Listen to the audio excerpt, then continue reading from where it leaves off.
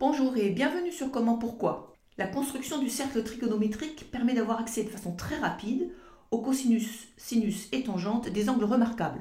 Si vous maîtrisez les propriétés du cercle trigonométrique et les valeurs des angles remarquables du premier quadrant, vous êtes prêts.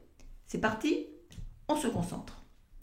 On trace un cercle centré sur l'origine du repère et de rayon 1, avec une graduation sur laquelle on peut repérer facilement un demi. Puis, on trace la tangente au cercle passant par le point I de coordonnées 1, 0. On nomme T cette droite. Les points situés sur cette droite ont une ordonnée qu'on peut lire sur la droite OJ, mais aussi sur la droite T. On utilise cette droite pour lire les tangentes des angles sans surcharger l'axe OJ qui permet de lire les sinus des angles. Et pour rappel, l'axe OI permet de lire les cosinus des angles. L'ordonnée du point I est 0 et celle du point K 1 et on les lit sur la droite T. La référence des angles est la demi-droite OI.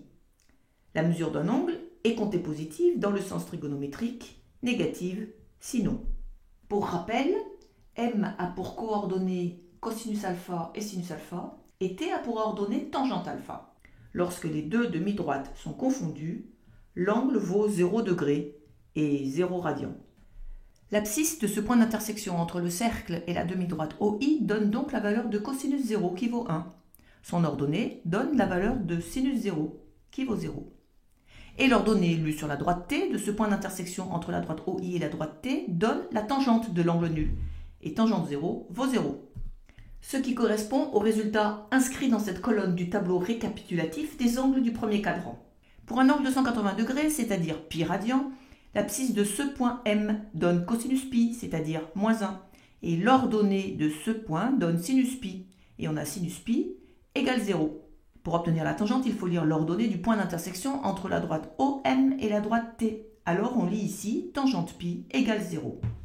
Pour un angle de 90 degrés, c'est-à-dire pi sur 2 radians, on considère les coordonnées du point J. Son abscisse donne cosinus pi sur 2, et on a cosinus pi sur 2 égale 0, et son ordonnée donne sinus pi sur 2, qui vaut 1. Pour obtenir la tangente, il faut trouver l'intersection entre la droite OJ et l'axe des tangentes, la droite T. Mais comme cette intersection n'a jamais lieu, tangente pi sur 2 est une valeur qui n'est pas définie. Elle est infinie. Ce qui correspond au résultat inscrit dans cette colonne du tableau récapitulatif des angles du premier quadrant. De même, pour un angle de moins 90 degrés, c'est-à-dire moins pi sur 2, on considère les coordonnées de ce point. Et on a donc cosinus de l'angle moins pi sur 2 égale 0. C'est l'abscisse de ce point. Et sinus moins pi sur 2 égale moins 1, c'est son ordonnée. Et pour obtenir la tangente de moins pi sur 2, il faut trouver l'intersection entre la droite, qui est un prolongement de cette demi-droite, et l'axe des tangentes. Et comme cette intersection n'a jamais lieu, tangente de moins pi sur 2 est une valeur qui n'est pas définie, elle est infinie. Nous allons maintenant utiliser les résultats inscrits dans cette colonne du tableau récapitulatif des angles du premier quadrant et les étendre aux 3 autres cadrans du cercle par symétrie. On utilise les valeurs 1,5 et moins 1,5 sur les deux axes pour tracer ces 4 droites d'équation y égale 1,5, y égale moins 1,5, x égale 1,5, x égale moins 1,5.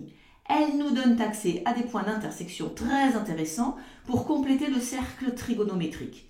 Ces 4 points nous permettent de tracer les droites qui partagent le cercle en 8 parts égales. Cet angle vaut pi sur 4. Celui-ci 2 fois pi sur 4, qui est la même chose que pi sur 2. Celui-ci 3 fois pi sur 4. Et celui-là 4 fois pi sur 4, qui vaut la même chose que pi. Et dans ce sens, cet angle vaut moins pi sur 4. Celui-ci moins 2 fois pi sur 4, qui vaut la même chose que moins pi sur 2. Et celui-là moins 3 fois pi sur 4. Le tout en radians, bien entendu. Nous nous intéressons aux coordonnées des points d'intersection de ces droites avec le cercle. Pour ce point qui correspond à un angle de pi sur 4, on sait, d'après les calculs dans un triangle isocèle rectangle, que cosinus pi sur 4 égale racine de 2 sur 2. C'est son abscisse. On peut donc placer racine de 2 sur 2 sur l'axe des abscisses. De même, on sait que sinus pi sur 4 égale racine de 2 sur 2, c'est l'ordonnée du point. On peut donc placer racine de 2 sur 2 sur l'axe des ordonnées. On sait aussi que tangente pi sur 4 égale 1 qui se lit sur la droite T. Par symétrie, on en déduit qu'on lit moins racine de 2 sur 2 sur l'axe horizontal de ce côté et moins racine de 2 sur 2 sur l'axe vertical ici. On en déduit alors les sinus, les cosinus et les tangentes des multiples impairs de pi sur 4. Pour moins pi sur 4, on lit l'abscisse de ce point et on en déduit cosinus de moins pi sur 4 égale racine de 2 sur 2. Et l'ordonnée de ce point nous permet d'écrire sinus moins pi sur 4 égale moins racine de 2 sur 2. Et tangente moins pi sur 4 égale moins 1. Pour 3 pi sur 4, on lit donc cosinus 3 pi sur 4 égale moins racine de 2 sur 2, qui est l'abscisse de ce point, et sinus 3 pi sur 4 égale racine de 2 sur 2, qui est l'ordonnée de ce point. Et tangente 3 pi sur 4 se lit en prolongeant cette droite jusqu'à l'intersection avec la droite T, et on lit tangente 3 pi sur 4 égale moins 1. De même, pour l'angle moins 3 pi sur 4, on observe ce point et on lit cosinus de moins 3 pi sur 4 égale moins racine de 2 sur 2, et sinus de moins 3 pi sur 4 égale moins racine de 2 sur 2, et en prolongeant cette droite jusqu'à l'intersection avec la droite T, on lit tangente moins 3 pi sur 4 égale 1. Nous allons maintenant utiliser les résultats inscrits dans ces cases du tableau récapitulatif des angles du premier cadran et les étendre aux 3 autres cadrans du cercle par symétrie. Revenons à ce cercle pour étudier d'autres points d'intersection. D'après l'étude d'un triangle équilatéral, on sait que cosinus pi sur 3 égale 1/2. Donc ce point sur le cercle qui a pour abscisse 1/2 correspond à un angle de pi sur 3. Et on sait que sinus pi sur 6 égale 1/2. Donc ce point sur le cercle qui a une ordonnée de 1/2 correspond à un angle de pi sur 6. D'autre part, la fraction pi sur 2 égale 3 fois pi sur 6. Et pi sur 3 égale 2 fois pi sur 6. On a divisé ici l'angle droit en 3 parts égales. Par symétrie, on obtient ici 3 nouvelles parts égales à pi sur 6. Les angles correspondants, toujours comptés à partir de la demi-droite OI, sont 4 fois pi sur 6 qui vaut 2 fois pi sur 3, 5 fois pi sur 6 et 6 fois pi sur 6 qui vaut pi. Par symétrie, dans le sens négatif, on a ici le point qui correspond à un angle de moins pi sur 6, ici moins 2 pi sur 6 qui vaut moins pi sur 3, et ici moins 3 pi sur 6 qui est égal à moins pi sur 2. Et là, moins 4 pi sur 6 qui vaut moins 2 pi sur 3, et ici, moins 5 pi sur 6. On a donc partagé le cercle en 12 secteurs angulaires identiques, chacun ayant pour mesure pi sur 6 radians. Et là, on a partagé le cercle en 6 secteurs angulaires identiques, chaque secteur ayant pour mesure pi sur 3 radians. Les angles mesurés depuis la demi-droite OI ont ici pour valeur pi sur 3, 2 pi sur 3, 3 pi sur 3. Sachant que cosinus pi sur 3 égale 1/2, on peut partager un cercle en 6 parts égales sans compas. Imaginez que ce cercle peut être une tarte, un gâteau, une pizza. Et on va pouvoir faire 6 parts égales. On repère le centre, puis on trace un diamètre qui sera l'axe des abscisses, puis on repère les points qui ont pour abscisse 1/2 et moins 1/2, et on coupe 6 parts. Et pour couper en 3 parts égales, on repère le centre, on trace juste la demi-droite des abscisses, et on repère les points qui ont pour abscisse moins 1/2 et on coupe 3 parts. Revenons au cercle découpé en 12 parts égales. En observant ce point et en lisant son ordonnée, on en déduit que sinus moins pi sur 6 égale moins 1/2. En observant ce point et en lisant son abscisse, on en déduit que cosinus moins pi sur 3 égale 1/2. En observant celui-ci et en lisant son abscisse, on en déduit que cosinus de pi sur 3 égale moins 1/2. En regardant celui-ci et en lisant son ordonnée, on en déduit que sinus 5 pi sur 6 égale 1/2. En regardant ce point et en lisant son ordonnée, on en déduit que sinus moins 5 pi sur 6 égale moins 1/2. En regardant ce point et en lisant son abscisse, on en déduit que cosinus moins 2 pi sur 3 égale moins 1/2. On va maintenant utiliser les résultats du tableau récapitulatif encadré ici. On sait que sinus pi sur 3 égale racine de 3 sur 2, ce qui signifie que l'ordonnée de ce point égale racine de 3 sur 2. Et l'ordonnée de ce point égale aussi racine de 3 sur 2, ce qui nous permet d'écrire sinus 2 pi sur 3 égale racine de 3 sur 2.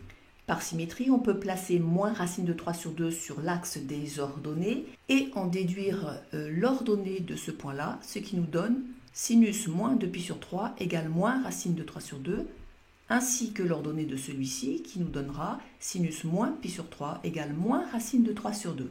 On sait aussi que cosinus pi sur 6 égale racine de 3 sur 2, ce qui veut dire que l'abscisse de ce point vaut racine de 3 sur 2. On en déduit que l'abscisse de ce point vaut aussi racine de 3 sur 2, ce qui donne cosinus moins pi sur 6 égale racine de 3 sur 2. Et par symétrie, on peut placer moins racine de 3 sur 2 sur l'axe des abscisses et en déduire que cosinus 5π sur 6 égale moins racine de 3 sur 2, ainsi que cosinus moins 5π sur 6 égale moins racine de 3 sur 2. Passons maintenant aux tangentes. Tangente π sur 6 égale sinus π sur 6 divisé par cosinus π sur 6, et tout calcul fait, cela donne tangente π sur 6 égale racine de 3 sur 3. Et c'est l'ordonnée de ce point-là. On en déduit alors que tangente moins 5π sur 6 égale aussi racine de 3 sur 3. Et par symétrie, tangente moins π sur 6 égale moins racine de 3 sur 3, ainsi que tangente de 5π sur 6. Tangente π sur 3 égale sinus π sur 3 divisé par cosinus π sur 3, et tout calcul fait, ça donne tangente π sur 3 égale racine de 3. C'est aussi la tangente de moins 2π sur 3. Par symétrie, on a tangente moins π sur 3 égale moins racine de 3, ainsi que tangente de π sur 3 qui vaut aussi moins racine de 3. En résumé, il faut savoir construire le cercle trigonométrique très vite, en moins de 30 secondes. On trace le cercle, les axes qui permettent de lire les sinus et les cosinus et qui repèrent les valeurs 0, π sur 2, pi et moins π sur 2 radians, puis les valeurs moitié sur les axes qui permettent de repérer les multiples impairs de π sur 4, ensuite les points qui ont pour sinus ou cosinus 1/2 ou moins 1/2 qui permettent de repérer les multiples de π sur 6, puis les droites qui vont nous donner accès aux sinus et aux cosinus des différents points et qui vont nous permettre de placer plus ou moins racine de 2 sur 2 et plus ou moins racine de 3 sur 2. Si on s'arrête aux sinus et aux cosinus, on n'a pas besoin d'aller plus loin. Et si on sait lire ce cercle, on sait lire toutes les valeurs des sinus et des cosinus des angles remarquables. Si on veut avoir accès à la tangente, on trace la tangente au cercle qui nous permet d'avoir accès aux tangentes, puis les droites qui permettent d'obtenir les intersections et les valeurs numériques des tangentes qui sont plus ou moins 0, racine de 3 sur 3, 1 et racine de 3. Et maintenant, il ne vous reste plus qu'à pratiquer pour que cette construction et son utilisation n'aient plus aucun secret pour vous.